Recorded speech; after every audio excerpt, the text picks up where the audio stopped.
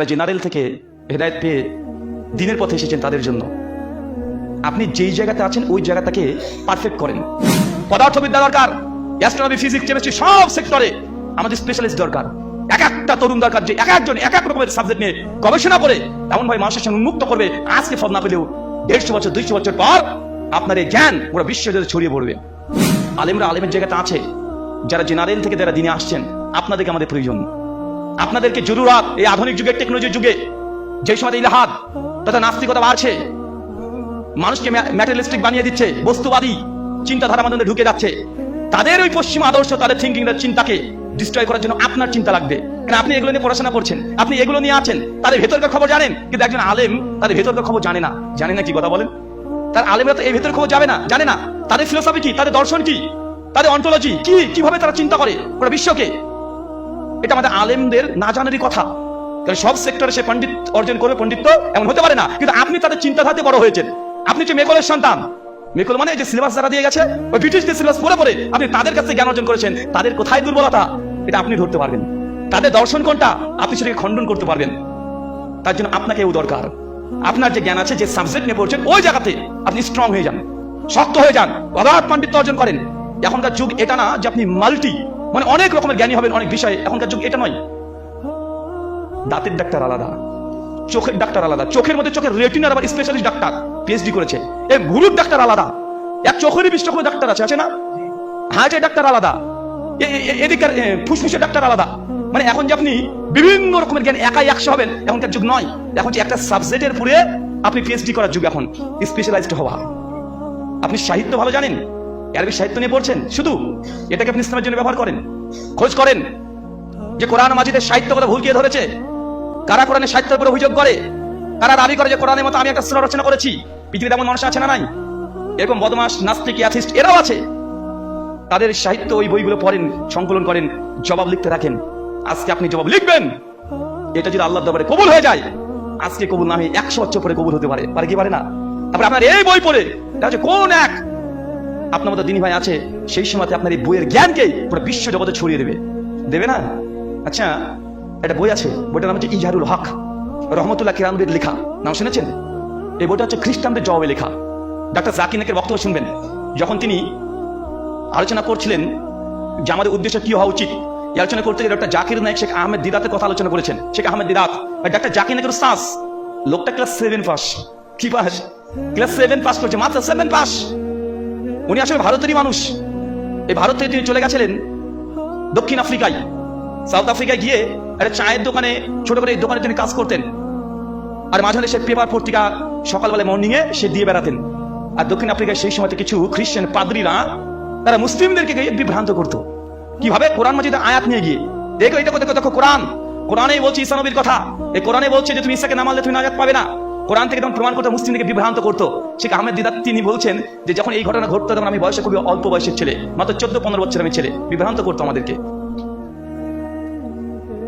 বিভ্রান্ত করতো। তো শেখ আহমেদ দিদাত বলছেন সেই সময় আমার ভেতরটা জিদ তৈরি হয়ে গেছিল যে এর জবাব আমি দেবই। বলতে আমার 1 মাসের বেতন দিয়ে একটা কোরআন কিনেছিলাম, 1 মাসের বেতন দিয়ে, শুধুমাত্র এই খ্রিস্টানদের যে অভিযোগ মুসলিম জাতির উপর আক্রমণ আসছে, মুসলিমদের আকীদাকে নষ্ট করার চেষ্টা করছে, মুশরিক বানানোর চেষ্টা করছে, 1 মাসের বেতন দিয়ে একটা কোরআন মাজিদ কিনেছিলেন। আর একটা বাইবেল তিনি ম্যানেজ করেছিলেন, পড়তে শুরু করেছেন। পড়ে প্রথমে কিছুই বুঝে না, পড়ে চলে যায়, কিন্তু জবাব পায় না। সহজে কি জবাব পেয়ে যাবে? আহমেদ দিদাত বলছে একদিন আমি আমার বাড়ি যখন আব্বা চেঞ্জ করবে, তার বাবা অন্য জায়গাতে শিফট হবে, এই জন্য বাড়ি চেঞ্জ করার জন্য সমস্ত জিনিস নামিয়ে নামিয়ে গাড়িতে তুলছে। এই সময়তে দেখছি একটা সেলফের উপরে ধুলো মাখা একটা বই, পরপর 2 খণ্ডের বই।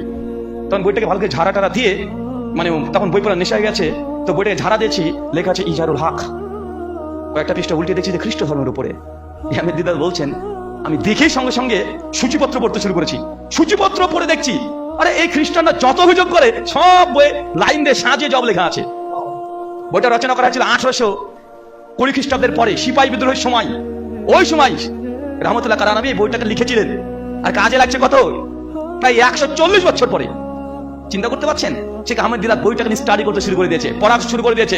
না, খ্রিস্টানরা যত অভিযোগ করে সব জবাব একটা লাইন দিয়ে সাজানো গোছানো, ঝরঝরে রেফারেন্স, কয়েক হাজার রেফারেন্স দিয়ে ওরা খ্রিস্টান ভিত্তিকে দুর্বল করে বইটাতে রেখে দিয়েছে। আহমেদ দিদাত পড়ার পরেই তিনি খ্রিস্ট বিশ্বকে চ্যালেঞ্জ করে দিলেন। পৃথিবীর সমস্ত খ্রিস্টানকে চ্যালেঞ্জ করে ওরা বিশ্ব জগৎ ইসলামের মাহাত্ম আবার তিনি উঁচু করলেন। তাকে দেখে ইন্সপায়ার হলো কে? ডাক্তার জাকির নায়েক। উনিও সেম বই, একই বই পড়ে খনি পেয়ে গেছে, জ্ঞানের খনি। ওটা পড়ে গোটা বিশ্ব জগতে আজ পর্যন্ত দাপিয়ে বেড়াচ্ছে। ওখান থেকে আমাদের মতো কত দিনী ভাইরা তারা সুযোগ পেয়েছে, ইন্সপায়ার হয়েছে। একটা বই। তার জন্য আমি বলেছি আপনি স্পেশালাইজড হন। কেন? রহমতুল্লাহ কারানবী তিনি বাইবেলের উপরে পণ্ডিত। বাইবেল আরবি, ফার্সি, উর্দু, ইংলিশ, গ্রিক, হিব্রু সব ভাষা তিনি শিখেছেন শুধু বাইবেলকে বোঝার জন্য। হিব্রু শিখেছে, গ্রিক শিখেছে। চিন্তা করতে পারছেন? স্পেশালাইজ করেছেন। আপনি যে কোনো সেক্টরে জেনারেল বলে কিছু নেই, কারণ দুনিয়ার এমন কোনো জ্ঞান নেই যেটা কোরআনের সঙ্গে যায় না। ইসলাম কমপ্লিট, সমস্ত জ্ঞান আমাদের প্রয়োজন। আমাদের চিকিৎসা বিজ্ঞানী প্রয়োজন নেই, আমাদের চিকিৎসাবিদ্যা দরকার আমাদের, কারণ কোরআন এই চিকিৎসাবিদ্যা প্রসঙ্গে কথা আছে। পদার্থবিদ্যা দরকার, অ্যাস্ট্রোনমি, ফিজিক্স, কেমিস্ট্রি সব সেক্টরে আমাদের স্পেশালিস্ট দরকার। এক একটা তরুণ দরকার যে এক একজন এক এক রকমের সাবজেক্ট নিয়ে গবেষণা করে এমন ভাবে মানুষের সঙ্গে উন্মুক্ত করবে, আজকে ফল না পেলেও 150 বছর 200 বছর পর আপনার এই জ্ঞান পুরো বিশ্বজুড়ে ছড়িয়ে পড়বে। যে কথাটা বললাম ইজহারুল হক, ওটা বাংলাতে অনুবাদ হয়ে গেছে। ডক্টর আব্দুল্লাহ জাহাঙ্গীর রাহিমাহুল্লাহ তিনি বইটাকে 3 খণ্ডে অনুবাদ করেছেন, ফুটনোট সহ। উর্দুতেও আছে, জাস্টিস তাক উসমানী তিনি বইটাকে উর্দুতে অনুবাদ করেছেন। বাইবেল সে লেখার কোরআন তাক, এই বইগুলোতে এখনো পড়বেন মনে হবে সর্বনাশ। মানে আজকে যদি পড়েন বইটা অবাক হয়ে যাবেন। হ্যাঁ, এই বই কি 200 বছর আগে লেখা সম্ভব? একজন হুজুর লিখেছে, একজন হুজুর, অবাক হয়ে যাবেন। আল্লাহ সুবহানাহু ওয়া তাআলা আমাদের এই মুসলিম বিশ্বে মুসলিম যুবক তরুণ যারা আছে, যারা যে জায়গা আছে, এক একজনকে এই বিষয়ে পণ্ডিত বানিয়ে দাও, আমিন। আর ওই জ্ঞানটাকে ইসলামের জন্য ব্যবহার করেন। কোন দিকে ব্যবহার করবেন? ইসলামের দিকে।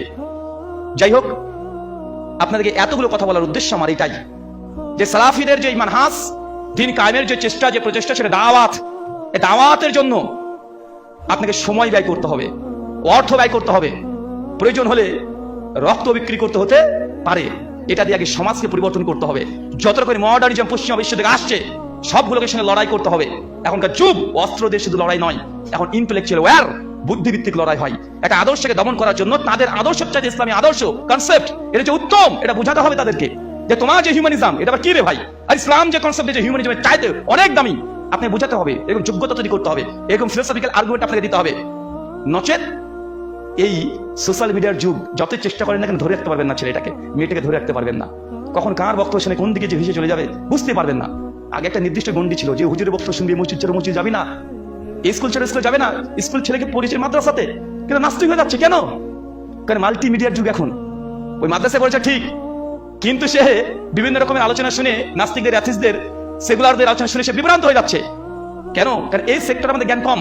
নাস্তিকে যা খাওয়াচ্ছে আপনি তাই খাচ্ছেন, নাস্তিকে যে অভিযোগ করছে আমাদের সে জবাব নেই। কেন? কারণ আমরা তাদের থিঙ্কিংটা, চিন্তাটা আমরা জানি না, আমরা অ্যান্সার করতে পারছি না। হঠাৎ করে আমাদের প্রশ্ন করছে। আল্লাহ সুবহানাহু ওয়া তাআলা